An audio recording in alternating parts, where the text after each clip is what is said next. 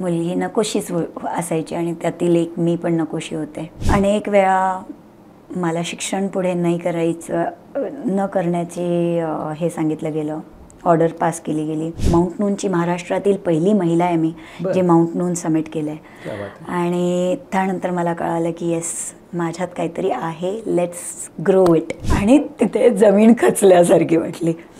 सगळं अगदी आमचं जग संपले असं वाटलं होतं आम्हाला. 2च जणांना अपॉर्च्युनिटी भेटली समिट करण्याची. ते भगवान दादा होते आणि मी होते. स्टेपवरती खूप त्रास होत होतं, रडू येत होतं, पण मला माहीत होतं की मला बेस कॅम्पला गेल्याशिवाय काही पर्याय नाही आहे. आणि महाराष्ट्राची मुलगी ह्या टोकापर्यंत तिरंगा आणि भगवा घेऊन पोचती आहे हे अनाऊन्स करायला नऊवारी शिवाय दुसरं काही पर्यायही दिसत नव्हता मला. मुलींना, महिलांना सेल्फ डिफेन्स ट्रेनिंगची खूप गरज आहे. त्या टोकावरती मी माझ्या फॅमिलीसोबतचा फोटो डोळ्यात पाहिला होता आणि मला वाटलं होतं आता संपली आहे सुविधा ह्या जगापासून, म्हणजे समिट करून आली आहे.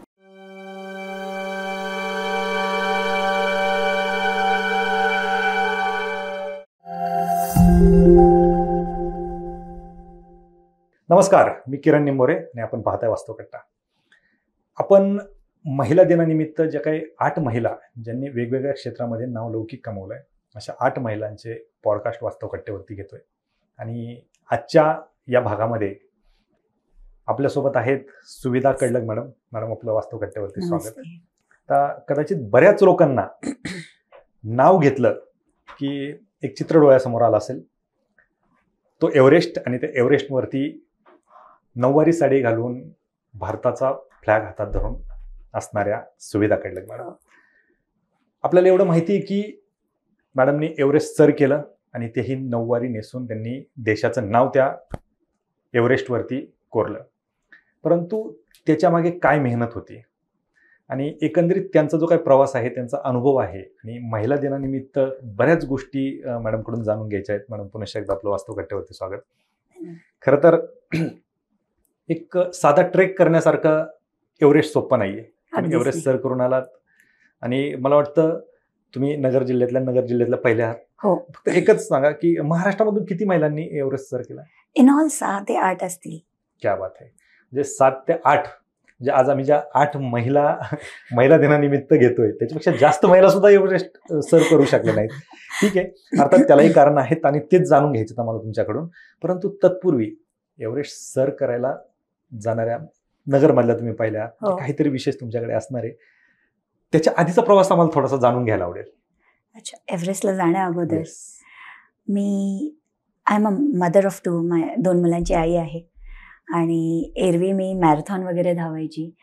सो खूपशा मॅरेथॉन्समध्ये पोडियम फिनिश सुद्धा केला होता. फर्स्ट, सेकंड, थर्डमध्ये यायची. पण तेवढ्यामध्ये मला कुठेतरी हे वाटत होतं की हे मला नॅशनल लेवलपर्यंत नेईल किंवा नाही नेईल ह्याचं काहीच खरं नाही वाटत आहे. म्हणून मला काहीतरी असं करायचं होतं जे माझ्या जर्सीला तिरंगा लावेल, म्हणून मी एव्हरेस्टचा निर्णय घेतला होता. आणि आता no one can stop me ना. आधी काय करत होता तुम्ही? शिक्षण कुठे झालं आणि नोकरी काय करत होता? मी लहानपणापासून 18 महिने ते 24 वर्ष मुंबईमध्ये राहिली आहे. बरं. आणि मुंबई अंधेरीमध्ये.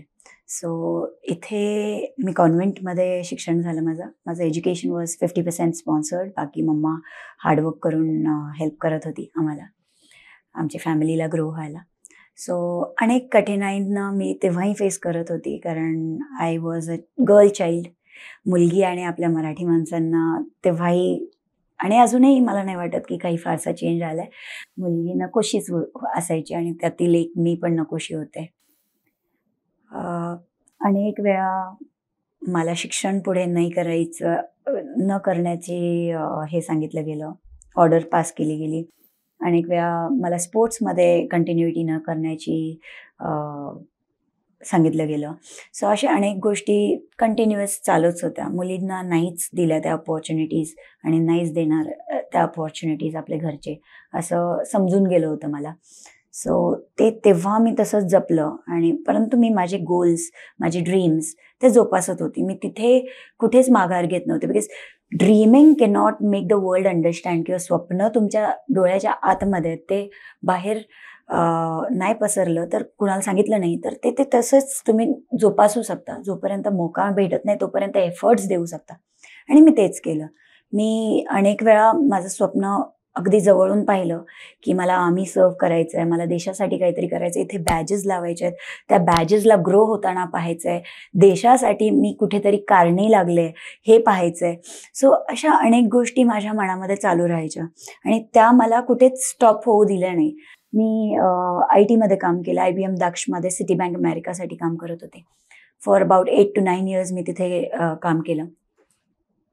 पण तिथेही मी नावाजलेला एम्प्लॉई होते. असं नाही की काहीतरी नुसतंच 10 hours ड्युटी कंप्लीट करायला गेली आहे किंवा सीट कव्हर करायला गेली आहे. तिथेही मी नावाजलेला एम्प्लॉई होती. इनफॅक्ट US वरून मला अपॉर्च्युनिटी ही आली होती की if you can serve for Citibank America in America itself, New York सिटीच्या ब्रांचमध्ये, they were ready to give me everything. म्हणजे पासपोर्ट तर समजा माझा जरी नसला तर त्याची स्टार्टपासून प्रोसिजर्स सगळे जे पण कॉस्ट इन्व्हॉल्व्ड आहे आणि विजा सहित, and then my expenses to go there, the stay arrangements, everything will be on Citibank. पण I denied for it because that was not my country for whom I wanted to do, and I wanted to actually get my country name with my name or my name with the country name, की yes, Suvidha from India has done this. आणि मग आता हे करायचंय तर मग मला obviously IT मध्ये नाही होणार होतं. माझे लग्नाची अरेंजमेंट्स चालू होते. सो घरचे मुलगा पाहू लागले आणि त्यावेळेला मुलगा पाहायला आल्यानंतर सुद्धा मी दर मुलाला हेच सांगायची की मी पुढे चालून शक्यता ही जॉब कंटिन्यू नाही करणार आहे. I am dreaming to do something, but I don't know what I am going to do. But that should be in our country itself, and it should be something which is connected to the flag. So I don't know what I'm going to do, but I want to do. मग लग्न झाल्यानंतर I started going for sports. As I said, I did marathons, ultra marathons, even Sinhagad, Rajgad, Torna हा पूर्ण 53 किलोमीटरचा जो पट्टा आहे तो सुद्धा मी पोडियम फिनिश केलेला आहे. So even Sinhagad, Rajgad podium finish केलेला आहे. सो त्याने मला कळलं की माझी एन्ड्युरन्स लेवल छान आहे. देन 2020मध्ये माझा कझन वारला, and that was on Assam border. So ती न्यूज थोडीशी सर्वांनाच जागी करण्यासारखी होती आणि मला तिने एक्स्ट्रा जागा केलं की बर्फीय डोंगर आणि माउंटेन रिलेटेड क्लाइम्स तर तूही करतेयस, वाय नॉट. म्हणजे माउंटेन रिलेटेड क्लाइम्स तर मी ऑलरेडी करत होते. Why not touch Himalayan mountains, and why not see to get your name in those Everesters. मग मी त्याला जोपासायला लागले. I started with the rock climbing course. Rock climbing course केल्यानंतर मला अंदाज आला की शरीर साथ देतोय, let's go for ice mountain. हो, तुम्ही जर असंच कोणत्या कड्यावर चढायला गेलात तर तुम्ही चढू शकाल का? तो सपाट कडा तुम्हाला अगदी भीती भरेल आणि तुम्ही त्यापुढे नाही जाणार. आणि एक अजून गोष्ट आहे, भीती ही तेव्हा येते जेव्हा तुम्ही ब्रेननी किंवा तुमच्या बुद्धीने निर्णय घेता. मनापासून जर निर्णय घेतला ना, कसलीच भीती वाटत नाही. ही माझी एक्सपिरियन्स सांगते मी. कारण रॉक पॅचला ज्यावेळेस मी पहिल्यांदा टच करायला गेले त्यावेळेस खाली पडेल का वर चढेल ह्याची भीती होती मला. आणि द मोमेंट आय डिसाइडेड की नाही सुविधा आपल्याला करायचं आहे, माझ्या मनाने डिसाईड केलं आहे, nothing really scared me. It was म्हणजे हे एक्स्ट्रीम लेवल होतं की आपण काहीतरी करू शकतो हे समजले मी. आणि मग ते पोस्ट केल्यानंतर तर आणखी रिअलाईज झालं की this has good recognition. Women are less, महिला त्याच्यात कमी आहेत, why not do something in this. मग बर्फीय डोंगर चढले, कांग्याचे 2. माउंट नूनची महाराष्ट्रातील पहिली महिला आहे मी जे माउंट नून समिट केलंय. आणि त्यानंतर मला कळालं की येस, माझ्यात काहीतरी आहे, लेट्स ग्रो इट. आणि मग डिसिशन घेतला एव्हरेस्टचा, परंतु funds required was very high. I couldn't, माझ्या हजबंडसमोर मला बोलण्याची कॅपॅसिटीच नव्हती की सांगू कशी की मला काय करायचं आहे. सो तिथपर्यंतची जर्नी. आता फंड्स किती लागत होते? 35 लाख सर. 35 लाख? हे सांगितलं तुम्ही हजबंड? नाही, माझा थरकाप होता, मी बुद्धीने चालत होते तेव्हा. पण मनाने माझा व्यायाम चालू होता, नेचरला दाखवत होते की मी कष्ट घेतेय हे करायला. मला माहिती आहे माझी आई बाबा, म्हणजे बाबा तर 2004 मध्ये वारले, परंतु आई हे कधीच करू देणार नाही. म्हणजे जर मला कोणती गोष्ट आवडतीये ती मला करायची जरी असली तरीही त्याला लागणारा खर्च ऐकून माझी आई नक्कीच नाही म्हणणार आहे. आणि त्यानंतर जर थ्रिल आणि हे सगळं माहीत झालं तर विषयच नाहीये. म्हणून आईकडे तर अप्रोचच नव्हता करायचा मला. मला माहिती आहे शिक्षणाला मनाई आली आहे त्या घरामध्ये आपल्याला स्पोर्ट्सला मनाई आले, त्या घरामध्ये जर मी पहिलं पांगवलं तर हे नक्कीच आत्ताच जिथे डेव्हलप झालंय तिथेच त्याच्यावर माती टाकली जाईल. नको म्हटलं, अजिबात तिथे नाही येणार. कसं केलं? माझं वर्कआउट चालू होता. त्या दिवशी मी सकाळचं वर्कआउट करून आले होते, फुल घामाने भिजलेली होते आणि म्हणून मी गार्डनमध्ये थोडा वेळ बसले आणि मिस्टर असे फोनवरती बोलत होते. आता मी स्पॉन्सरशिप मागायला जगाकडे जातीये हे त्यांना ऐकायला येतच होतं ना, कुठून नाही तर कुठून तरी कळतच होतं, गाणी तर पडत होते ही विषय. सो आता त्यांनी नक्की त्यांच्या पोर्शनला स्टडी केलं पण असेल कदाचित, एव्हरेस्ट कॉस्ट आणि सगळंच. आय वॉज येट अफ्रेड, मी अजून घाबरलेली होती, कसं सांगाल मी. And I hear him talking. एका मित्राने फोन केला आणि म्हणतोय, अरे ती वहिनींचं असं ऐकलंय मी की एव्हरेस्टला जायचंय, खरंय का रे? तर ह्यांचा इथनं रिस्पॉन्स मी ऐकतेय तो एक्स्ट्रीम लेवल होता. ते म्हणतायत, अरे खूप कष्ट घेते रे ती बघ ना, दिवस रात्र ते व्यायामामध्येच गुंतलेली आहे. ती मुलांचं असं नाही की कमी पडू देते, ते पण करतीये. मग एवढं सगळं जर ती करतीये मग कसं काय थांबू रे मी तिला. And that's when I was like, त्याच मोमेंटला त्यांना विचारलं, लाईक मला भीती होती की आपल्या भागामध्ये नगर जिल्ह्यामध्ये आपले सर बाळासाहेब थोरातांच्या ऑफिसला जायचं होतं मला. पण मला तिथे जाण्या अगोदर सुद्धा माझा थरकाप हा होता की मिस्टरांच्या घरच्यांना कसं वाटेल मी स्पॉन्सरशिप घ्यायला चालली. ही फिअर इतकी घाबरी झाले होते मी ह्या फिअरने. आणि त्यावेळेला मला त्याच मोमेंटला पहिली गोष्ट त्यांना सांगावी वाटली, अहो मला थोरात साहेबांना भेटायचंय, त्यांना भेटण्यासाठी मी जाऊ शकते का? आणि ते म्हटले, अगं जा, बिंदास जा, मी आहे तुझ्यासोबत आहे, डोंट वरी. आणि this was how I convinced him. Convince ते असे झाले की मी हार्डवर्क दिली आहे माझ्या साईडनं. मी माझ्या रिस्पॉन्सिबिलिटीज कुठेच स्किप नाही होऊ दिल्या. आत्ता सुद्धा जर मी इथे पॉडकास्टला आली आहे, माझ्या मुलांची स्विमिंग करवली आहे मी, आणि त्यांची स्विमिंग झाल्यानंतर दोघांनाही मावशीकडे एकाला आणि यांच्याकडे एकीला असं करून सॉल्व्ह करून मग आली आहे. So I have given it that way, I mean given my best there. तुमची मेहनत आणि तुमचं मॅनेजमेंट ह्या गोष्टी त्यांना दिसत होत्या अगदीच. आणि हे मॅनेजमेंट नाही केली तर तुम्हाला कोण करू देणार आहे? बरोबर. Your responsibilities are suppose to be taken care of first. ठीक आहे, तुम्ही देशासाठी काही करताय, मला जर कचरा जरी उचलायचा आहे जमिनीवरचा बाहेरचा, इथे पडलेलं तिथे पडलेलं, पहिलं मी माझ्या घरातला उचललं पाहिजे, तर जाऊन तिथे बाहेर जाऊन मी करण्यात अर्थ आहे ना. मी घरात तसाच पसारा ठेवून बाहेर नाही हे करू शकत, शक्यच नाही ते. मग घरातलं पहिलं स्वतः मॅनेज करायचं, नंतर बाहेर. इनफॅक्ट मी मुलांना जेवण सुद्धा कधीच बाहेरचं दिलं नाही. इनफॅक्ट मेडच्या हातचं जेवण नाही दिलंय. I chose to give the best that I can give. सगळ्या गोष्टी करत असताना अगदी. क्या बात आहे. कसा होता हा प्रवास? It was beautiful. मी तुम्हाला सांगू का, me when I was pregnant for Shreyansh, तर काही महिलांना मी अशी बाहेर बसताना वगैरे पाहिलं होतं. सो त्यांची जर्नी ज्यावेळेस ते एक दुसऱ्याच्या संगती डिस्कस करत होत्या, त्या खूप बोरिंग वाटत होत्या मला. ह्या खूप एंटरटेनिंग होत्या. जे मी करत होते ना हे खूप एंटरटेनिंग होतं, कारण दर सेकंडला नवीन चॅलेंज असायचा माझ्याकडे. लाईक आता मला माझी मुलं येणार आहे शाळेतनं, चला माझं आता जोर बैठका संपल्या पाहिजेत, ह्याच टायमामध्ये संपल्या पाहिजेत, नंतर किचन आवरलंच पाहिजे, नंतर मुलाला आणायलाच गेलं पाहिजे, नंतर मुलीला यायच्या अगोदर याला खायला घालून झोपवलंच पाहिजे. याच्यामध्ये इतकी बिझी होते की मला कुठेच वाटलं नाही की काहीतरी बोरिंग होतंय. इट वॉज, आय मीन, आणि नवीन नवीन थ्रिल यायची, कारण काय, लहान मुलं मोठे होत असताना एक एक नवीन आणतात. सो ते ॲडव्हेंचरस होतं, ते खूप छान होतं. लाईक आता हे बघा, अनेक वेळा तुम्ही ज्या गोष्टी करताय ना रेग्युलरली, त्याचं बोरियत कधी येतो माहिती का, कारण त्याच फक्त करताय तुम्ही.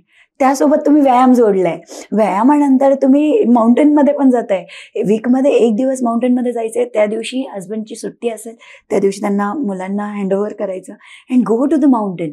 Just explore nature. It's refreshing, adventurous, आणि मग तुम्ही बोर कधी होणार? बरोबर. So I found this one lovely. क्या बात. लाईक हे भारी वाटलं मला. लाईक इथे गरजच नव्हती, मला भिंती वाटत नव्हत्या माझं घर. मला तिथेही नवीन नवीन इव्हेंट्स होताना दिसत होत्या.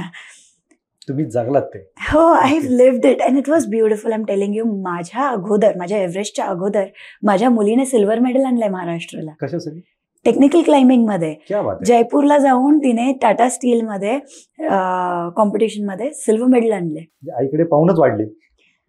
ऑफकोर्स जे तुम्ही फीड करताय ते ऑब्व्हियसली फळाला येते ना. नक्की. जी सीड तुम्ही लावली, आता जर आंबा लावलाच आहे तुम्ही, तर आंबा येणारच आहे. अगदी. ऑफकोर्स येणार आहे. ज्या वेळेस तुम्ही एव्हरेस्ट सर करायला सुरुवात केली, ऍक्च्युली कशी प्रोसिजर असते मलाच जाणून घ्यायची उत्सुकता येते.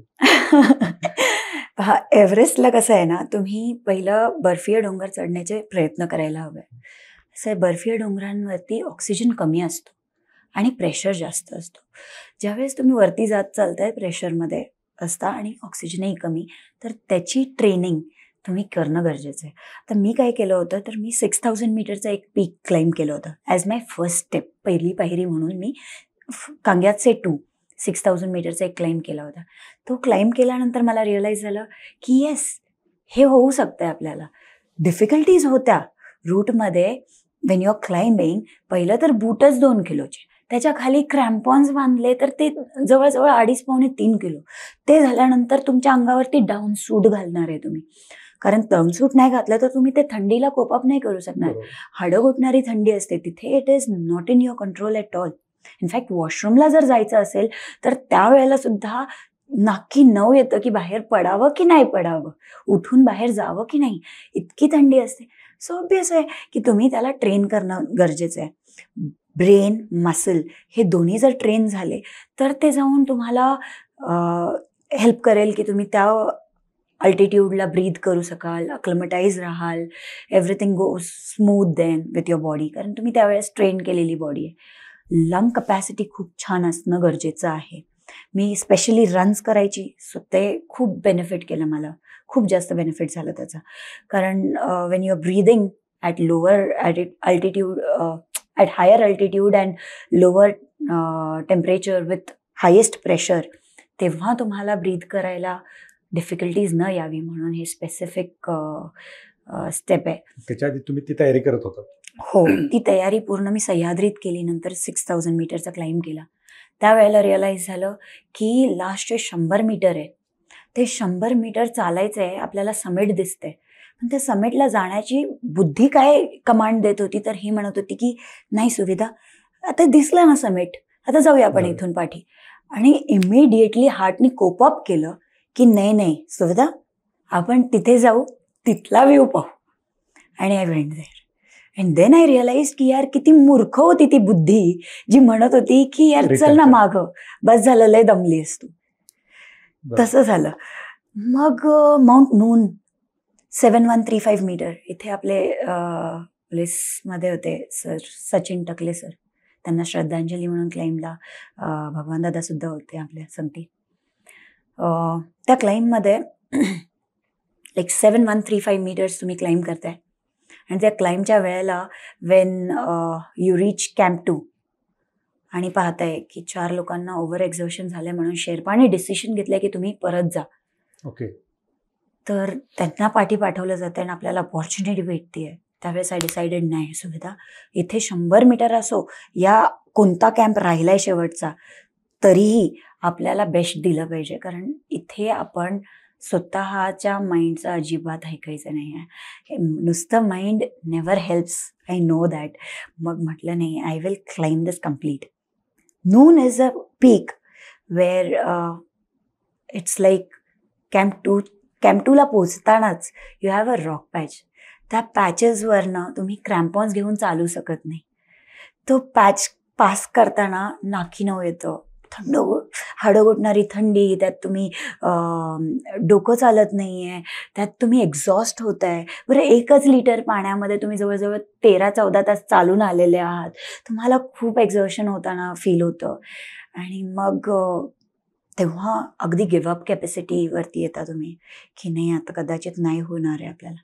वर पोचले, कॅम्प 2ला पोचले आणि कॅम्पमध्ये मी जशीच सगळा पेहरवा चेंज केला आणि स्वतःला रिलॅक्स केलं, त्या मोमेंटला मी डिसाईड केलं, नाही सुविधा, अजून 2 दिवस आणि आपलं नाव डायरेक्ट न्यूजपेपरवर आहे असं म्हटलं स्वतःला. आणि मी कॅम्प 2 पासून कॅम्प 3कडे निघालो. तर कॅम्प 3ला आम्ही जेव्हा 4घे जण एक पॉइंटला पोहोचलो आणि खूप पांढरं शुभ्र झालंय, you can't see each other. इथे तुम्ही पण तुम्ही एक दुसऱ्याला पाहू नाही शकत, एवढं बॅड वेदर झालंय. त्या कंडिशनमध्ये आम्ही 4घे कसे बसे एक दुसऱ्याला आवाजाने गोळा झालोय, थोडा आवाज करून. तिथे ओरडणं अलाउड नाही, नाहीतर त्यानेही एव्हलांच होतं. ओके, नॉईजनीही एव्हलांच होऊ शकतो. मग आम्ही जवळ आलो आणि तिथे जमीन खचल्यासारखी वाटली. सगळं अगदी आमचं जग संपले असं वाटलं होतं आम्हाला. 4घे 4 कोपऱ्यामध्ये पळालो आणि त्या पॉइंट पासून दूर झालो, कारण तिथे काहीतरी खचणार आहे हे कळालंय. इमिडिएट डिसिशन घेतला आणि मूव्ड आउट. आणि मग कॅम्प 3 झालं, समिट झालं. समिटवरती 16 जणांमधनं आम्ही 16 जण होतो, त्यातनं 2च जणांना अपॉर्च्युनिटी भेटली समिट करण्याची. ते भगवान दादा होते आणि मी होते. 16 मध्ये फक्त तुम्ही दोघे जण. त्यात it was scary, it was adventurous, thrill, it was so much. खूप सारं होतं त्याच्यात. आणि त्यामध्ये आपल्यातल्या महिला पण होत्या ज्या 16-20च्या आहेत आणि मी 2 मुलांना जन्म दिलेला आहे. देवाने मला ती अपॉर्च्युनिटी दिली ह्यासाठी I was like thanking God every second की हे पॉसिबल नव्हतं कदाचित, पण तुम्ही शक्ती दिली आहे कुठेतरी. आणि I was happy. I mean nature is so supportive, हे मला तिथे कळालं. किती दिवसाचा होता प्रवास हा? 15 दिवसाचा होता माउंट नूनच्या वेळेला. कांग्याचे 13 दिवसाचा होता आणि एव्हरेस्टचा होता तो 42 दिवसाचा. आणि हे 3 वर्ष फक्त मी हिमालयामध्ये प्रॅक्टिस केले होते. इतर मी जवळजवळ 8 वर्ष महाराष्ट्रातच तयाऱ्या करत होते, रस्ते काढत होते, नंतर स्पोर्ट्स पाहत होते. अनेक क्रीडा विभागातल्या स्पोर्ट्सला पाहिल्यानंतर मला वाटायचं की ह्या लहान मुलांसमती चॅलेंज घ्यायचं का आपण काहीतरी वेगळं असलं पाहिजे, आपण काहीतरी वेगळं करायला हवंय. ते एव्हरेस्ट होता. क्या बात आहे. हा एव्हरेस्टचा जो काही 42 दिवसाचा प्रवास होता, हा प्रवास ऍक्च्युली ती क्युरियोसिटी आहे की तुम्ही तर असणार सगळा पहाडी भागात, सगळा बर्फ असणार, मग राहणं खाणं तुमच्यासोबत पाणी, ह्या सगळ्या गोष्टी कशा मॅनेज व्हायच्या? अर्लियर जेव्हा मी नव्हते गेले, माझ्या अगोदर आतापासून 5 वर्ष अगोदर 7-8 वर्ष अगोदरचं जर मी म्हटलं तर त्यावेळेस ती लोक याकवरती सगळं सामान रॅशन बेस कॅम्पला पाठवायचे. आता नेपाळ गव्हर्नमेंटने रूल केलाय की जेवणाच्या सगळ्या गोष्टी हेलीने जातात बेस कॅम्पवर. आणि मग नंतर आम्ही तिथे आम्हाला किचनमध्ये कुक करून आम्हाला सर्व सुविधा असते. ती सुविधा आहे. आता प्रीमियम झालंय बेस कॅम्प. पहिलं वेगळं होतं. पहिलं इट वॉज की तुम्ही रवा भाजलेला नेत होतं, गरम पाणी आणि त्याच्या जोरावरतीच आपलं जेवण असायचं बेस कॅम्पला सुद्धा. आता बेस कॅम्पच्या पुढे तसं आहे, परंतु बेस कॅम्पला तरीही आपल्याला अवेलेबिलिटी आहे. अच्छा. आणि बेस कॅम्प पासून वरती जायला किती वेळ लागतो? 7 दिवसामध्ये माझी समिट झाली होती. ओके. लाईक बेस कॅम्प पासून आम्ही कॅम्प 2ला एक गोमध्ये गेलो होतो. ते जवळजवळ 19 तासाचा ट्रेक झाला होता. आणि वरती गेल्यानंतर म्हणजे क्लाइम झालं होतं की तिथे कसं आहे, कुंभू अगदी इथलं अंतर असेल, पण कुंभू एरियामध्ये ना शक्यता खूप वेळा वर जावं लागतं, खाली यावं लागतं. खूपशे असे क्लाइम्स झुमारिंगने पॅच कव्हर करावे लागतात. आणि झुमारिंग म्हणजे एक इक्विपमेंट आहे जो लावायचा आणि खाली नाही येताना वरतीच पुश करत चालायचं, ताकी आपण पडलो जरी तरी तिथेच अटकलेलं राहू आणि मग आईसच्या सहाऱ्याने पुढे जाऊ शकू. तर ती इक्विपमेंटच्या यूजने झुमारिंग करत क्लाइम केलं. खूपशी क्रिवासेस आहेत तिथे. क्रिवासेस म्हणजे 2 आईस पॅच जेव्हा त्यांच्या दोन्हींमध्ये ब्रेक येते, खूप फ्रीज झाल्याने, खूप जास्त फ्रीज झाल्यानंतर, आणि खाली रिव्हर आहे, राईट, ग्लेशियर आहे, कुंभू ग्लेशियर आहे. सो तो जो रिव्हर आहे तो वाहतोय ऑब्व्हियसली. तर तो वाहत असताना जे मुवमेंट होते त्याने जी गॅप क्रिएट होते वरती, ती फट म्हणजे क्रिवास. आणि ती क्रिवास म्हणजे जवळजवळ 100 मीटरपासून 700 ते 800 मीटरपर्यंत पण खाली असू शकते. सो जेव्हा तुम्ही चढताय, जर बाय चान्स तुम्ही पडलात आणि क्रिवासमध्ये पडलात तर क्रिवासमधनं तुम्हाला रेस्क्यू करेपर्यंत तुम्हाला जगता आलं पाहिजे. इतकं डेंजरस असते ते. आणि इट्स ब्युटिफुल पार्ट, बिकॉज तुम्ही जर स्वतःची एक्स्ट्रीम लेवल टेस्ट नसेल केली तर काय जगलात तुम्ही, म्हणजे काय केलं तुम्ही मग, की माझ्यात किती शक्ती आहे, मी काय करू शकतो, माझी केपेबिलिटीज काय आहे, हे जर तुम्ही टेस्ट केलं तरच तुम्हाला माहीत पडेल का काय करायचं. ह्या एव्हरेस्टचा जो प्रवास होता तुमचा, असं कधी वाटलं शेवटपर्यंत जाईपर्यंत की माघारी फिरलं पाहिजे? मी तर फार जिद्दी आहे, पण खूप वेळा लोकांना विचार येत असेल, कारण आजूबाजूला जसं आता आम्ही कॅम्प 2ला पोहोचलो तर एक अमेरिकन डॉक्टर, आम्ही नुकतेच पोहोचलो होतो आणि न्यूज आली की तेही पोचलेत, परंतु ते पोचल्यानंतर झोपल्यानंतर झोपेमध्ये वारले. सो अशा गोष्टी ऐकल्यानंतर थोडंफार डिमोटिवेट होतं, लोक होत असतील. पण मला हे वाटत होतं की कदाचित नेचर जर एवढा पाठबळ देतोय आपल्याला तर वाय नॉट. तर एव्हरेस्टसाठी लागणारा खर्चच एक मोठा पाठबळीची गरज होती. तर ती फाईट करून आलो आणि हे काय आता म्हटलं, हे तर आपण एन्ड्युरन्स बनवलंय, आपल्याला फक्त चालायचंय, लेट्स गो फॉर इट म्हटलं. क्या बात. हे एवढं ओझं घेऊन तुम्ही चालता, इंजुरी वगैरे झाली तर? आता मी कॅम्प 2 पर्यंत जेव्हा मी रोटेशनला गेली होती ना, तर रोटेशनवरून रिटर्न येत असताना कॅम्प 1च्या जवळ पोहोचले. 3 तासाचं काहीतरी अंतर, 4 तासाचं अंतर क्रॉस करून पोहोचले आणि शू बाईट डेव्हलप व्हायला लागला. It's a big example, I am telling you. मी जेव्हा चालायला लागले आणि शू बाईट डेव्हलप व्हायला लागले, तुम्हाला चप्पलेने शू बाईट चालू झाल्यानंतर तुम्हाला कसं होतं त्रास व्हायला लागल्यावर, मला चारही बाजूने लागायला लागले शूज. ते ॲज युजल 2.5-3 किलो, आणि त्याच्यानंतर आतमध्ये ते हर्ट करतायत, घासतंय. लेफ्ट साईड, राईट साईड, उजव्या पायाचं नी डाव्या पायाचं, दोन्ही पायांचं असे घासतंय, मला त्रास होतोय.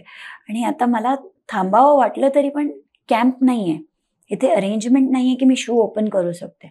आणि रस्त्यात कुठेच बर्फामध्ये तुम्ही कुठेही तुमचे fully dressed up dress open नाही करत, कारण there is a huge risk. Froze होऊ शकतं, फ्रॉस्टबाईट होऊ शकते तुम्हाला, तिथे तुम्हाला इंजुरीज वाढू शकतात. मेटल जर तुमच्या हातामध्ये तो लागल्याने मेटल बाईट होऊ शकतो. आणि ओव्हर एक्झर्शनचं पण कारण बनू शकतं ते, कारण तुमचे जेवढे पार्ट्स एक्सपोज होतील तेवढे तुमचं बॉडी हायड्रेशन कमी होणार ना. सो पाण्याची सोय कशी असते? पाण्याची सोय 4 तास लागतं आणि बर्फ वितळतो आणि त्याच्यानंतर तुम्हाला पाणी भेटतं. म्हणजे त्याच्यासाठी ग्लुटन गॅसची हेल्प घेऊन आपण पाणी गरम करतो. आणि मग रिटर्न येत असताना शू बाईट डेव्हलप झाले. आता ह्या शू बाईट्स मला चेक करायचे आहेत, पण अजून पुढे माझी जवळजवळ 13 ते 15 तासाची जर्नी बाकी होती. जेव्हा मी बेस कॅम्पला जाईल तेव्हाच ओपन करून पाहू शकते. तर स्टेपवरती खूप त्रास होत होतं, रडू येत होतं, पण मला माहीत होतं की मला बेस कॅम्पला गेल्याशिवाय काही पर्याय नाही आहे. कशी बशी खाली आले, बेस कॅम्पला पाहते तर इंजुरी पाहिल्यानंतर मला असं वाटलं, घरच्यांना चुकून जर माहीत झालं. माझ्याकडे त्यांना आयफोन तर घेऊन दिलाय, घरी त्यांच्याकडे मॅकबुक आहे ज्याच्यावरती मी इथे जर अपलोड केलं की डायरेक्टली त्यांना ॲक्सेस भेटतोय त्या फोटोजला, ते पाहायला भेटतंय. म्हणजे इतकं घाबरं वाटत होती की मी त्या मोमेंटला लागलीच नाही घेतलं. पण ड्राय झाल्यानंतर शू बाईटचा फोटोसुद्धा घेतला मी. तर तो तळहाता एवढा होता शू बाईट, आणि अर्ध्या तळहाता एवढा त्याचं साल्टं गेलं होतं.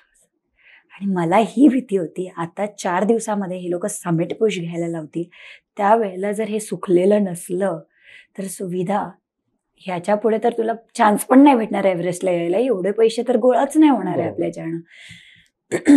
कशी भाषे त्यांना सुकवले, पायांना अगदी दिवसभर उन्हामध्ये ठेवून सुकवत होती की शू बाईट सुकावं आणि मला चान्स भेटावा. नेचरनी ऐकलं. 4 दिवसात जी समिट पुश होतीये, वेदर कंडिशन्समुळे 9 दिवसावर गेली. क्या बात आहे. तुम्हाला 4 दिवस एक्स्ट्रा येस, मला आणखी 5 दिवस भेटले. आणि बस 13 मे माझ्या कझन बहिणीचा वाढदिवस, त्या दिवशी आम्ही मार्गावर चालायला लागलो. आणि 11 मेला. ओके. आणि त्या दिवशी तुम्ही नऊवारी साडी नेसली समिटवरती. काय अनुभव होता, म्हणजे काय भावना होत्या त्यावेळेस?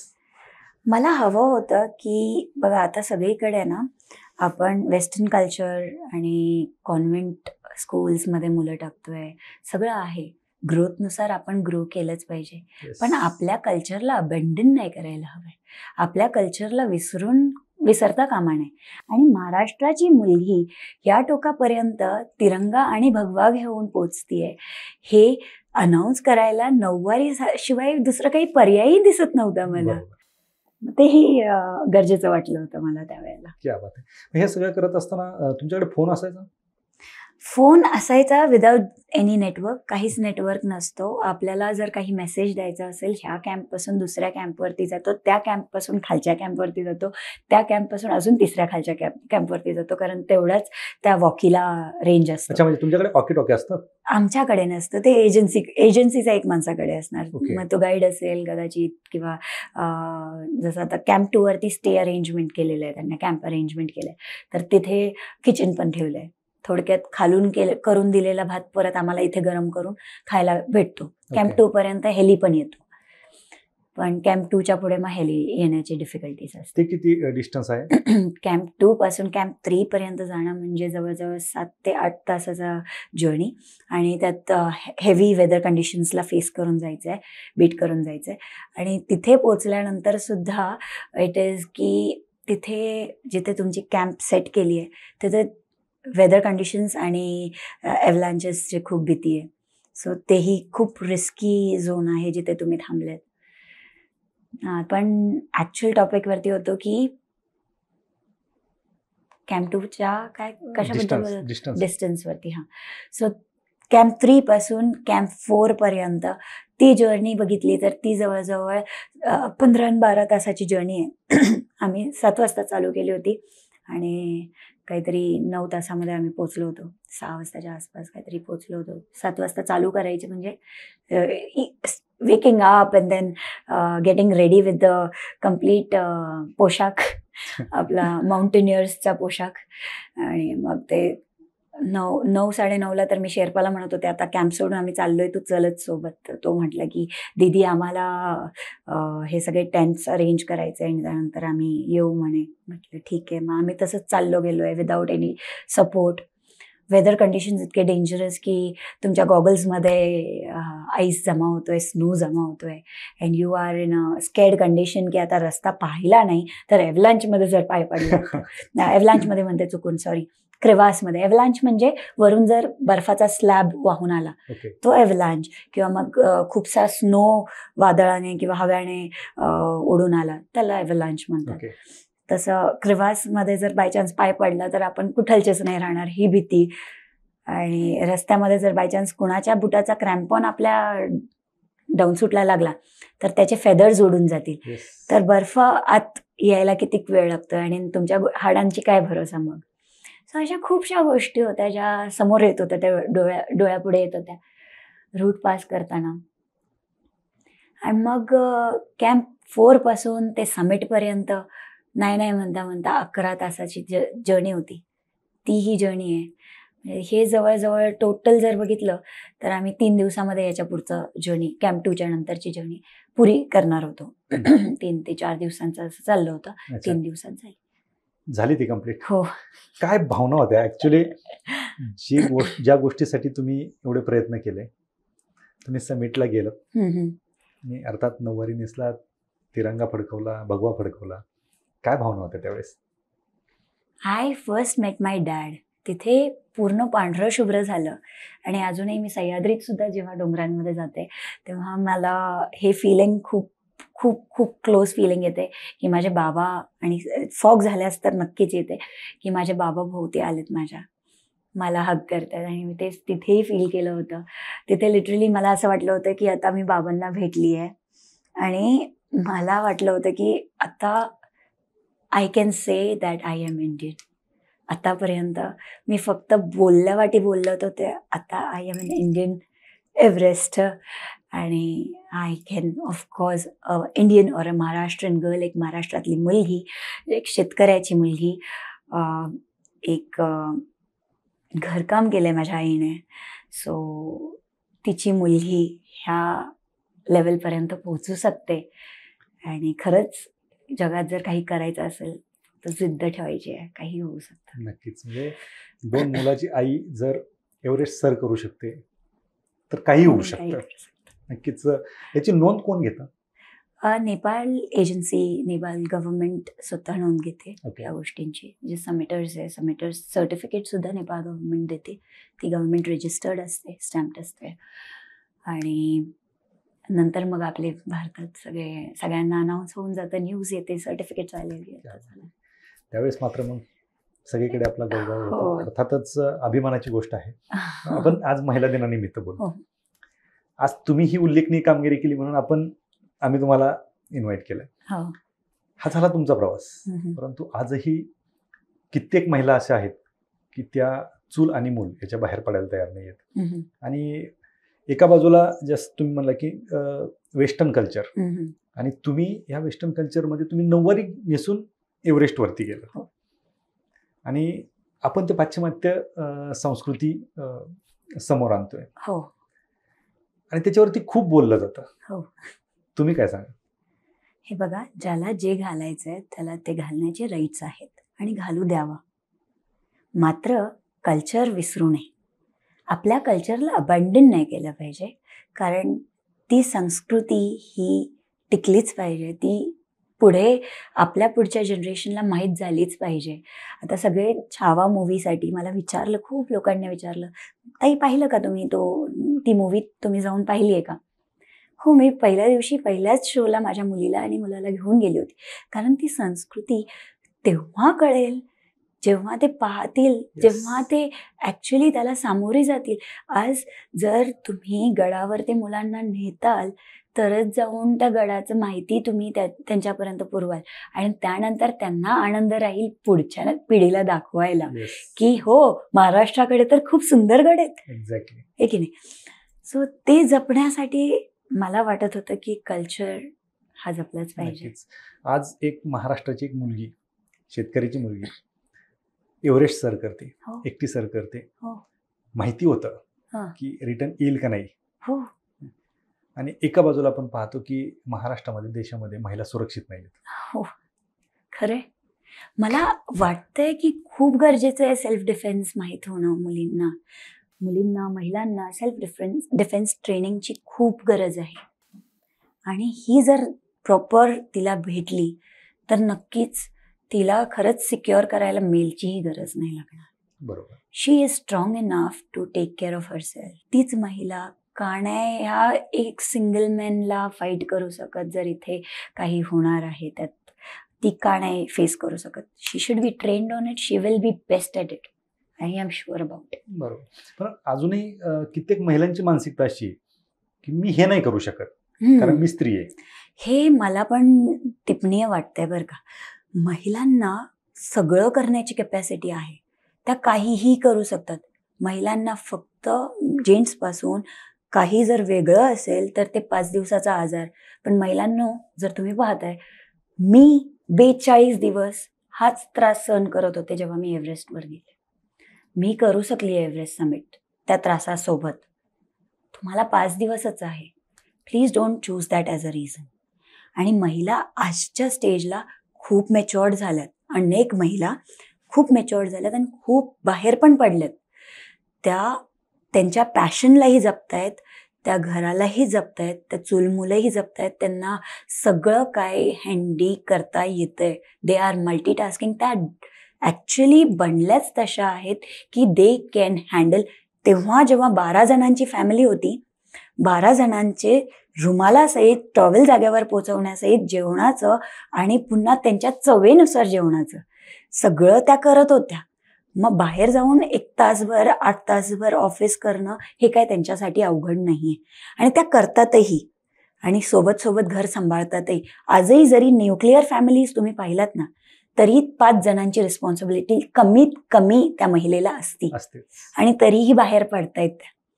सो त्या जे करतायत ते कामं खूप उल्लेखनीय आहे. म्हणून विमेन्स डे सेलिब्रेट केला जातो आणि तो केलाही पाहिजे की 2 जणी 100 मधनं असतील ज्या म्हणतील की मला नाही करायचं किंवा मला नाही होणार हे काम. पण त्या ज्या नाही पण म्हणतायत त्या मल्टीटास्किंग दुसऱ्या लेवलमध्ये नक्कीच आहेत आणि त्या मल्टीटास्क करतच असणार आहेत. जिथे ज्या स्टेजवरती आहेत त्या स्टेजवरती नक्कीच मल्टीटास्क करतच असणार आहे. अगदी बरोबर. तुम्ही जर एव्हरेस्ट सर करू शकता, एकट्या जाऊ शकता, कुटुंबाला सोडून जाऊ शकता, 2 मुलांना पाठीमागे सोडून जाऊ शकता, म्हणजे महिला करू शकते. करू शकते. फक्त मानसिकता पाहिजे. आणि हेच कुठेतरी आता महिलांनी कुठेतरी आम्हाला हे मिळालं नाही किंवा पुरुषांनी हे दिलं नाही, कुटुंबाने हे दिलं नाही, तुम्ही वैयक्तिक करू शकता. हो, आणि त्याच्यासाठी पाहिजे तुमचं धाडस. अगदी अगदी. जिद्द असावी, सही जिद्द असावी आणि तिला प्रेझेंट करायला पण तुम्हाला प्रॉपरली येता आलं पाहिजे. तुम्ही तुमची कामं सोडून जर तुम्ही म्हणाल की मी माउंटेनमध्ये चालले, मी ट्रेकला चालले, तर घरचे कधीच एक्सेप्ट नाही करणार. तिथे तुमच्या रिस्पॉन्सिबिलिटीज हँडल्ड असल्या तर तुम्हाला कोणीच थांबवत नाही. अगदी बरोबर. स्पोर्टमध्ये सुद्धा महिलांचा तेवढा सहभाग भेटत नाही. तुम्ही ग्रामीण भागातल्या आहात, नगरमधल्या, हो, संगमनेर हो, ग्रामीणच आहे. हो. महिलांना ती संधी नाहीये स्पोर्टमध्ये येण्याची, किंवा कुटुंब त्यांना जाऊन देत नाही. हे म्हणू शकता तुम्ही. मी संधी नाहीये म्हणू नाही शकत, कारण मला दिसते की संध्या आहेत, फक्त कुटुंबाचंच रेस्ट्रिक्शन्स येत आहे. पण तोही बीट केला जाऊ शकतो जर तुमच्यात कपॅसिटी असेल. मी तर सून आहे आणि कसले ऑर्थोडॉक्स विचार म्हणतात लोक, काही नसतं असं. जर तुमच्यात कॅपॅसिटी असेल, माझ्याही सासूला माझाही ब्लाऊज शॉर्ट झाल्याचा प्रश्न पडला असता, पण ज्या दिवशी तिला कळालं की ती ॲथलीट आहे, ती त्या फील्डची आहे, सासू असताना तिने स्वीकारलंय. आणि तुम्हाला का नाही स्वीकारलं जाणार आहे? महिलांना का नाही स्वीकारलं जाणार आहे? Show your passion. Exactly. If you have a passion, show it, fight for it. If it is not working आता, म्हणजे तुमच्या लग्ना अगोदर नाही होते, माझं तर लग्नानंतर केलं, मी ड्रीम तर पुरा केलाय. बरोबर. How does it matter? काल व्हायचं होतं, आज झालंय, एवढंच ना, लेट झालंय फक्त. इम्पॉसिबल काहीच नाही. इम्पॉसिबल नाही. तुम्ही जर तुमच्यात ती ताकद आहे, ती क्षमता आहे आणि मी हे करू शकतो, हे जर कुटुंबाला दाखवलं, तर कुटुंब तुमच्या पाठीशी राहील. आणि एकदा कुटुंब पाठीशी राहिलं तर जगाशी घेणं देणंच नाही. नक्कीच नाही. आता मला किती मोठा प्रश्न होता, माझे माहेरचे कधीच मला हे करू देणार नव्हते. इनफॅक्ट काही वेळेला फोन पण आला की सुविधा, तुला हिंडण्या फिरण्यासाठी तू तुझ्या नवरा मुलांना त्रासात टाकते. नवरा मला त्याच संध्याकाळी म्हणतोय, सुविधा किती पैसे लागणार आहेत ग, मला थोडं लोनचं अरेंजमेंट करू दे. जे साक्षात आपल्याला सपोर्ट करते, एक पायरी जरी तुम्हाला दिसली की ती सपोर्टिव्ह आहे, तिचा प्रॉपर फायदा करून घ्या. आणि त्याला युटिलाइज करताना जी पायरी बनली आहे तिला धोका नका करू. नक्कीच. खरं तर या सगळ्या गोष्टींमध्ये महिलांचा रोल खूप मोठा आहे. अगदी. थांबायचंय की पुढे जायचंय, आणि चूल आणि मूल ह्या 2 गोष्टींवरच थांबायचंय की पुढे जायचंय. या आजच्या पॉडकास्टच्या शेवटी चूल आणि मूल या गोष्टींवरती तुमच्याकडून फक्त सल्ला पाहिजेत, आणि 2 गोष्टी महिलांसाठी. अगदी. चूल आणि मूल हे तर नक्कीच सांभाळलं पाहिजे, पण महिला आणि जेंट्स दोन्हीही एक सारखे आहेत, त्यांनी सुद्धा मदत केली पाहिजे. नक्कीच. आणि ही जर मदत घडत असेल तर मग त्यावेळेला त्यांनाही रिस्पॉन्स तोच दिला पाहिजे की यू आर व्हेरी हेल्पफुल, ना की त्यांना डाऊनग्रेड केलं पाहिजे सोसायटीमध्ये की बाबा जेंट्स हेल्प करतोय लेडीजला. नाही, केलंच पाहिजे. You both are the wheels. तुम्ही चाकं आहात त्या बैलगाडीची. दोघेही एकसारखेच असले तरच जाऊन ती पुढे जाईल गाडी, नाही तर ती जाऊ शकणार नाही. ती इथे लावेल, नाही तर तिकडे कळेल. सो ते नाही व्हावं म्हणून दोघांनी सोबतच केलं पाहिजे. चूल मूल हा कन्सेप्ट माझ्या डोक्यामध्ये मी ज्यावेळेस SSCला होते त्यावेळेसच आला होता की शेवट पुढे जाऊन माझ्या घरातच हे डिस्कशन होतं, पुढे जाऊन तिला चूलमूलच सांभाळायचं, कशाला पुढचं शिक्षण. तर नाही, चूलमूल करतानाही सुद्धा मी एव्हरेस्टपर्यंत जाऊ शकले. आणि अनेक महिला आहेत ज्या जॉब करतायत आता चूलमूल सांभाळून. तर it's just a concept in the mind, not in the world. वर्ल्डमध्ये it's different, it is totally different. नक्कीच. आणि याचा महिलांनी विचार करणं गरजेचंच आहे. शेवटी एक कसं असतं, प्रोत्साहन मिळणं गरजेचं असतं. आणि ज्यावेळेस एखाद्या कार्याची थाप तुमच्या पाठीवर पडते त्यावेळेस जास्त प्रोत्साहन मिळतं. नक्कीच. तुमचं वेलकम कसं झालं? तुमच्या वेलकमनी बऱ्याच महिला प्रोत्साहित होऊ शकतात. ज्यावेळेस तुम्ही समिट करून आलात, हो, काय प्रतिक्रिया होत्या कुटुंबाच्या?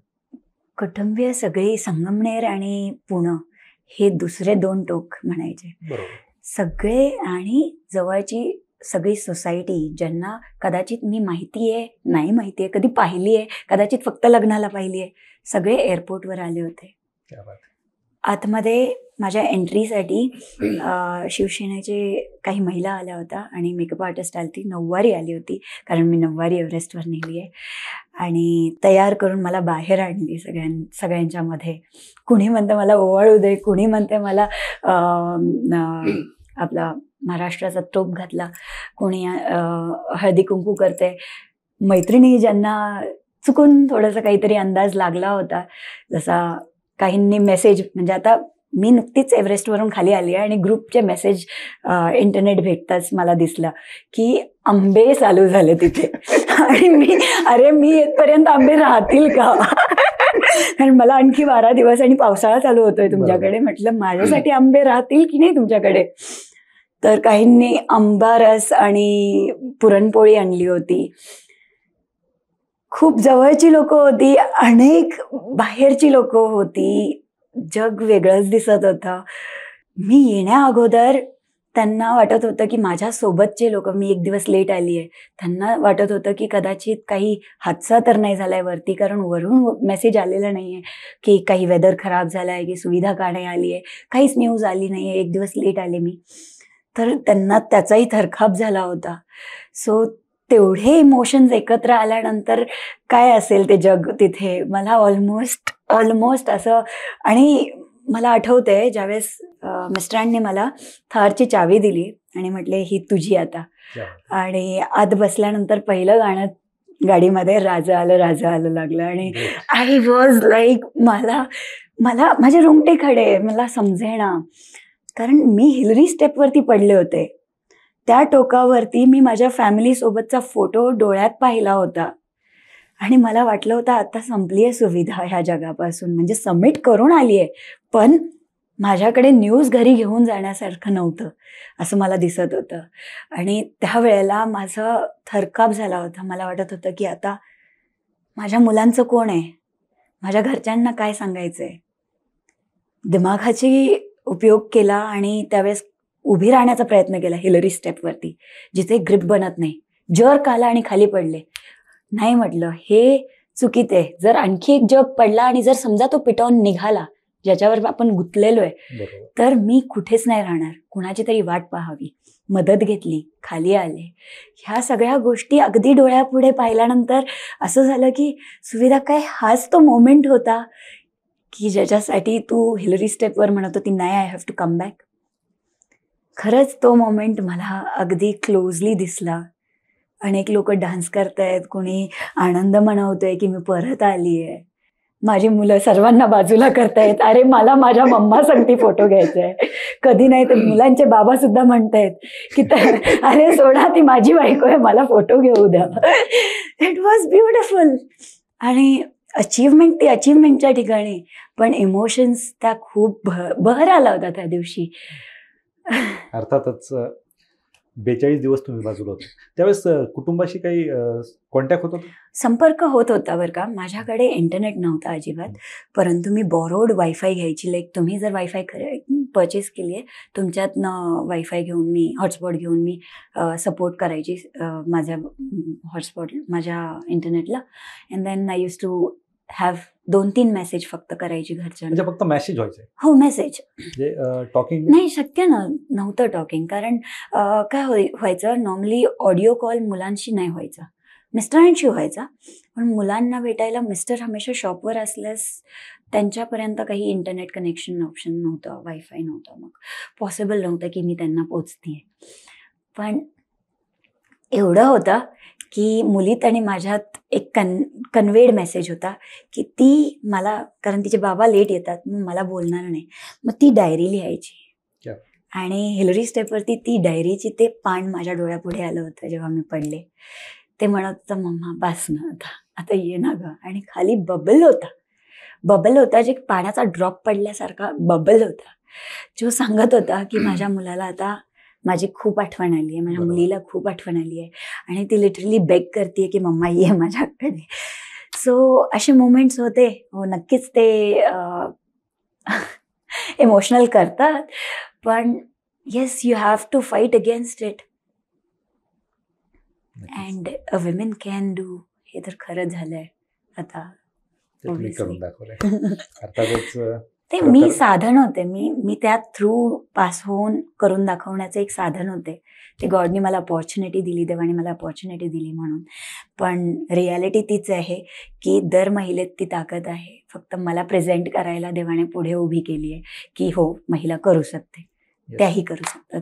करू शकता, कारण जिद्द पाहिजेत आणि ते तुमच्याच हातात आहे. हो, म्हणजे ते त्या महिलेच्या हातात आहे की तुम्हाला काय करायचंय. Yes, आणि तुम्ही ते करून दाखवलं. निश्चित तुम्ही भारतातील लाखो महिलांसाठी एक आदर्श ठरलात. नऊवारी तुम्ही घेऊन गेलात. हो. कमीत कमी मराठी माणसासाठी तरी हा एक खूप अस्मितेचा प्रश्न होता अगदी. आणि तुम्ही ती नऊवारी एव्हरेस्टवरती घेऊन गेलात. हो, तुमचं पुनश्च एकदा खूप खूप अभिनंदन या गोष्टीसाठी. थँक्यू. महिला दिनाच्या तुम्हाला पुन्हा एकदा शुभेच्छा. आणि Thank you. वास्तव कट्टेवरती आलात आणि मनसोक्त गप्पा मारल्या, सगळा प्रवास डिस्कस केला, ज्या गोष्टी आम्हाला माहीत नव्हत्या, ज्या गोष्टी महाराष्ट्राला माहीत नव्हत्या त्या सांगितल्या आणि जे बहुमूल्य सल्ले महिलांसाठी दिले त्याबद्दल आपलं खूप खूप आभार. थँक्यू. थँक्यू.